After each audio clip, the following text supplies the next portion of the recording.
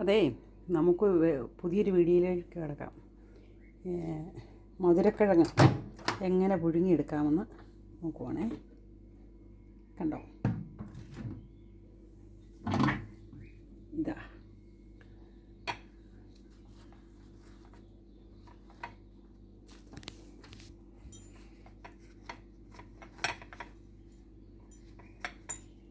രണ്ട് മൂന്ന് ടിഷ്യൂ പേപ്പറിൽ പൊതിഞ്ഞ് വെച്ചാൽ, രണ്ട് വരയൊക്കെ ഇട്ട് വെച്ചാൽ ഇതുണ്ടോ, കണ്ടോ,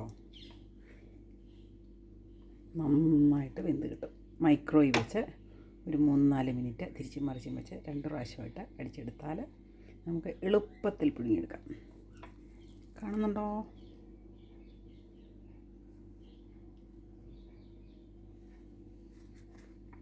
ടിഷ്യൂ പേപ്പറിൽ പൊതിഞ്ഞ് അല്പം നനച്ച് വെക്കണം. അപ്പോൾ 3 മിനിറ്റും കൊണ്ട് റെഡി.